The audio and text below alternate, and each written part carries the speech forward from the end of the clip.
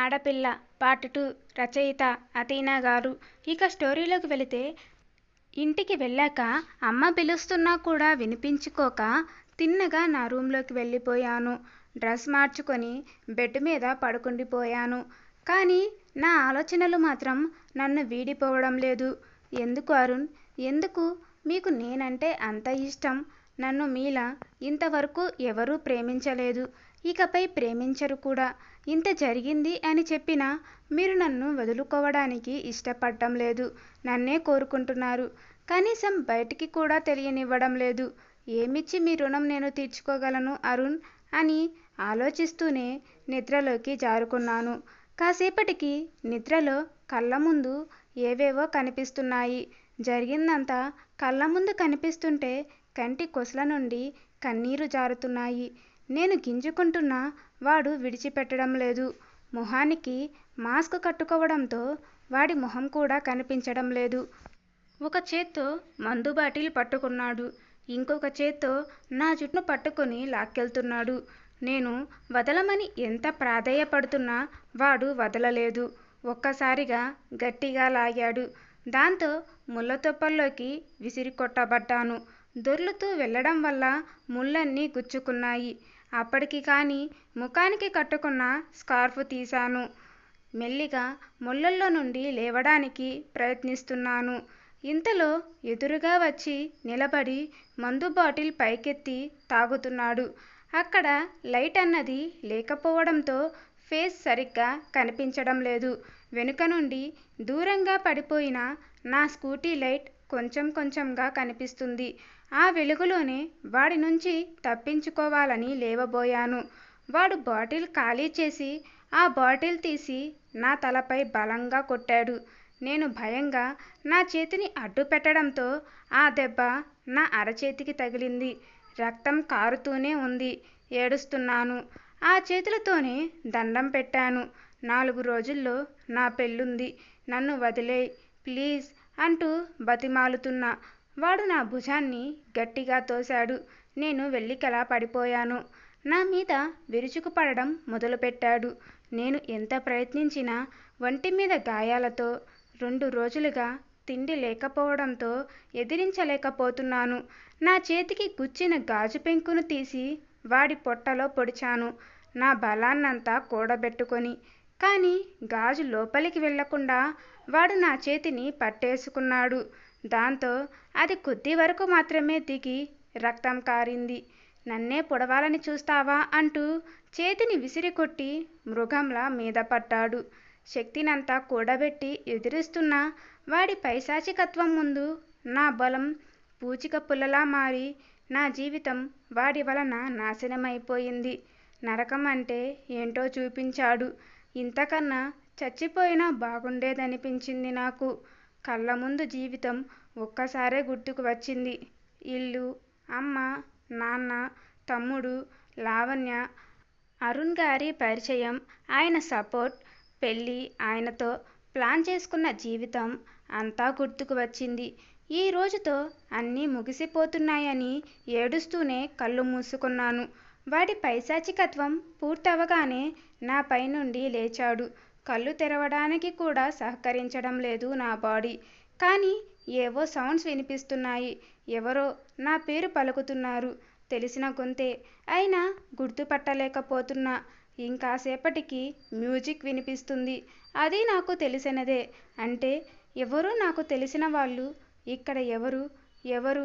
మనసు పరిపరి విధాలుగా ఆలోచిస్తుంది. వచ్చి నన్ను కాపాడతారు అని చిన్న ఆశ వస్తుంది. కానీ ప్రయోజనం లేదు. ఇలా ఆలోచిస్తూనే కళ్ళు మూతలు పడ్డాయి.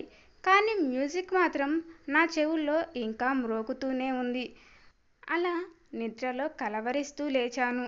ఒళ్ళంతా చెమటలు పట్టేశాయి. ఆలోచించి తల బాగా నొప్పెడుతుంటే తల పట్టుకుని కూర్చుండిపోయాను. కాసేపటికి లేచి హాల్లోకి వెళ్ళాను.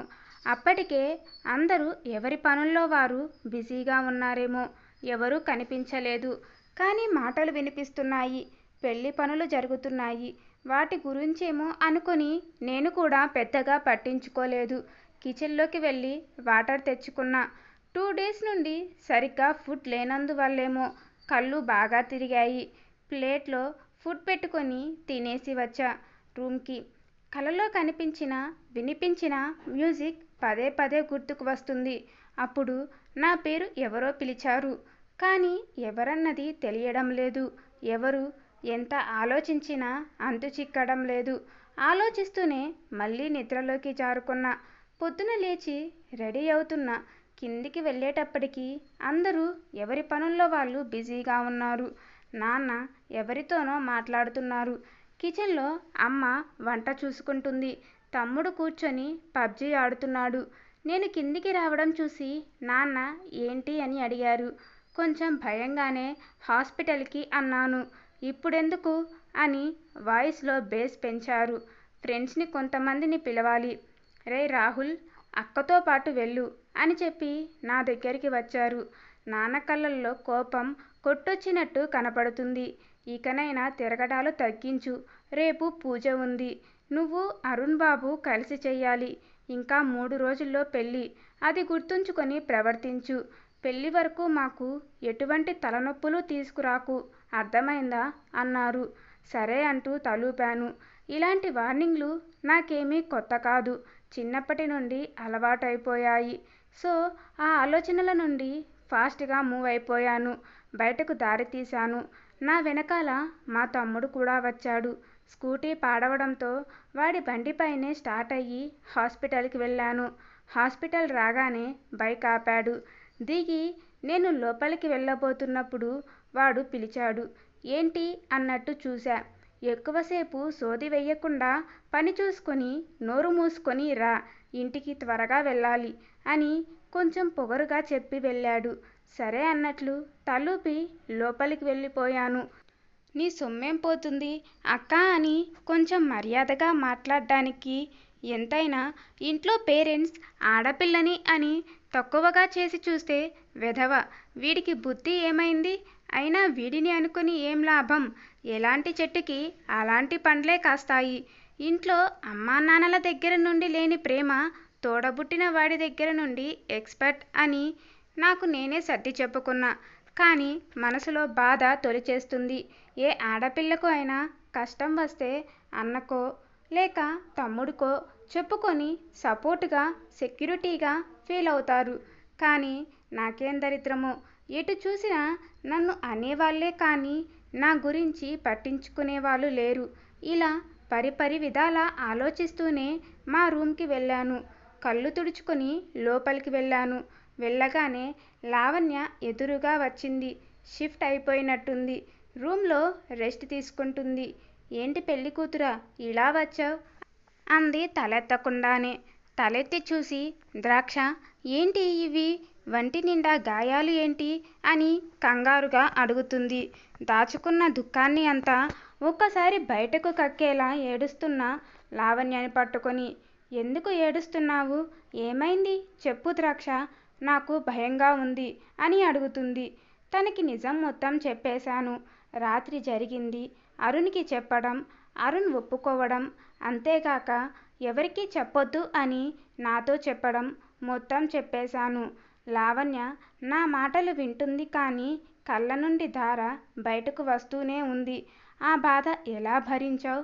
సారీ, నా కోసమే కదా నువ్వు ఆ రోజు వచ్చింది. నా వల్లే నీకిలా జరిగింది. ఆ రోజు నాన్నకి బాగోకపోతే నా డ్యూటీ నిన్ను చేయమన్నాను. లేకపోతే నేను నిన్ను అడిగేదాన్ని కాదు. నీకు ఇలా జరుగుండేది కాదు. సారీ, నా వల్లే నీకిలా జరిగింది. నన్ను క్షమించు అంటూ నా చేతులు పట్టుకొని ఏడుస్తుంది. అలా జరగాలని రాసిపెట్టి ఉంది. దానికి నువ్వు మాత్రం ఏం చేస్తావు చెప్పు ప్లీజ్.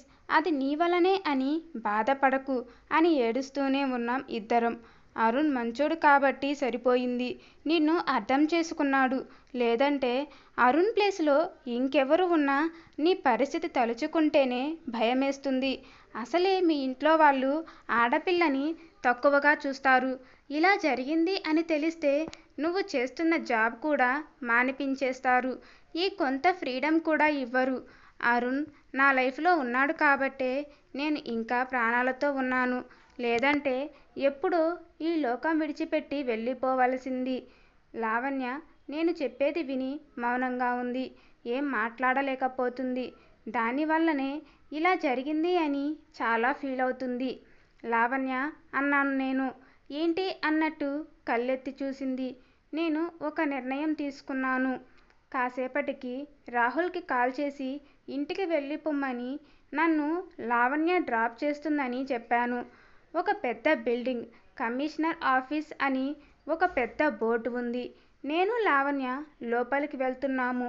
అక్కడున్న వాళ్ళందరూ కొత్తగా చూస్తున్నారు. అక్కడ రిసెప్షన్ దగ్గరికి వెళ్ళాము. ఏసీపీ మహిధర్ చాణుక్య గారిని కలవాలి అని చెప్పాము.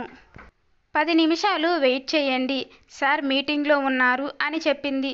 మేము అక్కడున్న చైర్స్లో కూర్చొని వెయిట్ చేస్తున్నాము. టెన్షన్ తగ్గించుకోవడానికి శతవిధాలా ప్రయత్నిస్తున్నాం. లావణ్య నా చెయ్యి పట్టుకుని ఇంతవరకు వచ్చాక ఇంకా భయపడకు ద్రాక్ష అని ధైర్యం చెబుతుంది. కానీ నాకు అవేమీ ఎక్కడం లేదు. మనసు అంతా ఏదోలా ఉంది. అప్రయత్నంగా నా కళ్ళు టేబుల్ పైన ఉన్న న్యూస్ పేపర్ మీద పడ్డాయి. తీసుకొని చూశాను. మెయిన్ పేపర్లో పెద్ద ఫోటో. దానిపై హెడ్డింగ్, మాఫియాని హడలెత్తిస్తున్న సిటీ ఏసీపీ మహిధర్ చాణుక్య. లావణ్య నా చేతిలో ఉన్న పేపర్ తీసుకొని చూసింది. ఓ, మహిధర్ సార్ కోసమా? ఇలాంటివి ఎన్నో చూశాను. అందుకే సార్ దగ్గరికి నిన్ను తీసుకుని వచ్చాను. మన ప్రాబ్లంకి సార్ అయితేనే కరెక్ట్ అని నువ్వు ఎంక్వైరీ అనగానే ఈ సార్ పేరు చెప్పాను. సార్ ఎంత స్ట్రిక్ట్గా ఉంటారో ఆడవాళ్ళకి అంతే మర్యాద ఇస్తారు. అందుకే అతనికి అమ్మాయిల్లో అంత ఫాలోయింగ్. అబ్బాయిలు కూడా తక్కువేం కాదు. ఆయన్ని ఒక్కసారి మీట్ అయితే చాలు, ఒక్కసారి హాయ్ చెబితే చాలు అనుకుంటారు. నాకు తెలిసి సార్ మన పేరు బయటికి రాకుండా ఎంక్వైరీ చేసి సాక్ష్యం లేకుండా ఎన్కౌంటర్ కూడా చేసేస్తారు. మనం చేయాల్సిందంతా నువ్వు నీ ప్రాబ్లం గురించి సార్కి చెప్పడం, సరేనా అని అడిగింది. అన్నట్లు తలూపాను. గుడ్. ఇంతలో రిసెప్షనిస్ట్ పిలిచింది. సార్ రమ్మంటున్నారు అని. నేను లావణ్య వెళ్ళాం. May I come in sir? Yes. ఏదో ఫైల్ చూసుకుంటూ తలెత్తకుండా చెప్పారు. లోపలికి వెళ్ళాం. కూర్చోండి అన్నారు. కూర్చున్నాం. థ్యాంక్స్ చెప్పి. చెప్పండి, ఎందుకు నన్ను పర్సనల్గా కలవాలని కాల్ చేశారు అని అడిగారు ఫైల్ చూసుకుంటూనే. సార్ అది అని నసుగుతుంది లావణ్య. నేను లావణ్య చెయ్యి పట్టుకుని ఆగు అన్నట్లు కళ్ళతోనే సైగ చేశాను. సార్, మీకు కాల్ చేసింది నేనే. నా పేరు ద్రాక్షాయిని.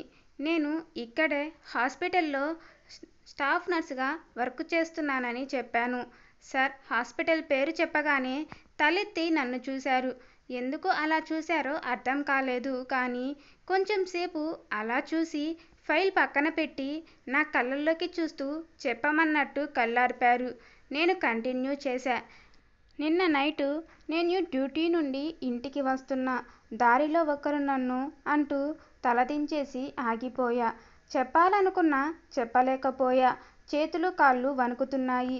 కళ్ళ నుండి ధారలు కారుతున్నాయి. లావణ్య నా చెయ్యి పట్టుకుంది ధైర్యం ఇస్తున్నట్లు. కాసేపాగి చెప్పాను ఇలా. ఒకరు నన్ను బలవంతం చేశారు. ఎవరు అన్నది నాకు కూడా తెలియదు. అక్కడ నుండి లావణ్య కంటిన్యూ చేసింది. 4 రోజుల్లో తన పెళ్ళి సార్ అని చెప్పింది. సార్ తన సీట్లో నుండి లేచి వెనుక ఉన్న విండో దగ్గర చెయ్యి ఆనిచ్చి అటువైపు తిరిగి నిలుచున్నాడు. అబ్బాయికి విషయం చెబితే మంచోడు కాబట్టి ఒప్పుకున్నాడు. కానీ ఇంట్లో ఈ విషయం చెప్పలేదు సార్ ఇంకా. కానీ వాడెవడో తెలుసుకోవాలి అనుకుంటుంది. వాడికి న్యాయపరంగా శిక్ష పడేలా చెయ్యాలి అనుకోవడం లేదు. ఎందుకంటే దానివల్ల అందరికీ ఈ విషయం తెలిసే ఛాన్స్ ఉంటుందని వద్దనుకుంటుంది. ఇప్పుడు అలా తెలిసిందంటే పరిస్థితి చెయ్యి దాటిపోతుంది అని భయపడుతుంది. కానీ వాణ్ణి అలా విడిచిపెట్టకూడదు అని, వాడు చేసిన దానికి వాడికి శిక్ష పడాలి అని మీకు చెప్తే మీరు ఏమైనా హెల్ప్ చేస్తారని మీ దగ్గరికి వచ్చాం సార్ అని చెప్పటం ముగిస్తుంది. సార్ నుండి ఎటువంటి రెస్పాన్స్ ఉండదు. ఏం ఆలోచిస్తున్నారో అర్థం కాలేదు మా ఇద్దరికి. ఈ కేసుని డీల్ చేస్తున్నారా లేదా నా డౌట్తో ఇద్దరం మా మొహాలు చూసుకున్నాం. సార్ అంటూ పిలిచాను నేను. చెప్పండి అంటూ ఇటు తిరిగి చైర్లో వచ్చి కూర్చున్నారు. కళ్ళు రెండు ఎర్రగా అగ్నిగోళాల్లా ఉన్నాయి. చూడగానే భయమేసింది మా ఇద్దరికి. అతను మాత్రం నా కళ్ళల్లోకి అలా చూస్తూనే ఉన్నారు. అతను తన ఆన్సర్ ఇంకా ఇవ్వలేదు, కానీ అతనికి చెప్పిన తర్వాత నా మనసు చాలా తేలికగా ఉంది.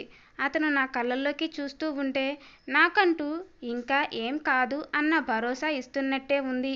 కానీ కళ్ళల్లో మాత్రం కోపం, బాధ, అసహనం, దుఃఖం అన్నీ ఒకేసారి కనిపించాయి. మళ్ళీ నేనే మొదలుపెట్టాను. సార్, నేను అనే కాదు, ఒక అమ్మాయిగా చెప్తున్నా. వాడు ఇంత చేసి కూడా చీమకు కూడా కొట్టనట్టు ఉన్నాడు. ఒక అమ్మాయి జీవితాన్ని నాశనం చేసినా కూడా ఏం జరగనట్టు హ్యాపీగా ఉన్నాడు. అలాంటి వారు ఖచ్చితంగా శిక్షకు అర్హులు. వాళ్ళకి ఖచ్చితంగా శిక్ష పడే తీరాలి. ప్లీజ్ సార్, మాకు హెల్ప్ చేయండి ప్లీజ్ అంటూ చేతులెత్తి దండం పెట్టాను ఏడుస్తూనే. అతను ఒక్కసారే మెరుపు వేగంతో వచ్చి కిటికీ పక్కకు వెళ్ళి నిలబడ్డారు. కోపం వచ్చిందేమో అనుకున్నాను. సార్ ప్లీజ్, మీరు కోపడొద్దు. మాకు తెలుసు ఇలా న్యాయంగా కాకుండా వాడికి శిక్ష వేయాలి అంటే రూల్స్ ఒప్పుకోవు అని. కానీ మాకు ఇంకొక దారి కనిపించడం లేదు. ప్లీజ్ సార్ అన్నాను నేను. ద్రాక్షాయిని అన్నారు కొంచెం వణికే గొంతుతో. వినగానే నా మనసు మెలిపెట్టినట్టు అయింది. తల తిప్పి నా చైర్ పక్కకు వచ్చి నిలబడ్డారు. నేను కూడా నిలుచున్నాను. వాడు ఎలా ఉంటాడో చూసావా? లేదు సార్, కానీ ఒక మ్యూజిక్ విన్నాను సార్. అది రింగ్టన్ లాంటిది. అదే నేను ఇంతకు ముందు విన్నాను, కానీ ఎక్కడా అన్నది ఎంత ట్రై చేసినా గుర్తుకు రావడం లేదు. నీకు గుర్తుకు వస్తే చెప్పండి. అలాగే ఇంకేమైనా క్లూ లాంటిది దొరికితే నాకు చెప్పండి. మీరు ఇంకా ఆ విషయం వదిలేయండి, నేను చూసుకుంటా అన్నారు. థ్యాంక్ యూ సార్ అన్నా నేను దండం పెడుతూ. ఒక చిన్న నవ్వు విరక్తిగా నవ్వి వదిలేశారు. ఆ నవ్వుకు అర్థం ఏంటి అని అర్థం కాలేదు. లావణ్య ఆత్రం ఆపుకోలేక, సార్ ఇంకా 3 రోజుల్లో ద్రాక్ష పెళ్ళి, మీరు తప్పకుండా రావాలి ప్లీజ్ అన్నది. సార్ వెనక్కి తిరిగి వెళ్ళి చైర్లో కూర్చొని ఫైల్ చూసుకుంటూ ఉన్నారు. ఎందుకు అలా వెళ్ళిపోయారో అని ఇద్దరం మొహం చూసుకుంటూ వెళ్ళిపోదాము అని సార్కి చెప్పాము. సార్, మేము ఇంకా బయలుదేరుతాము. థ్యాంక్ యూ సార్ అని చెప్పి బయటకు అడిగేశాము. అమ్మయ్య, ఒక పని అయిపోయింది. ఇంకా వాడు దొరకడమే లేట్. ఒకే దెబ్బకి వాడి పని అవుట్ అని తెగ ఎగ్జైట్ అయిపోతుంది లావణ్య. సరే సరే, ఇప్పటికే లేట్ అయింది పద అంటూ ఇద్దరు ఇంటికి వెళ్ళిపోతారు.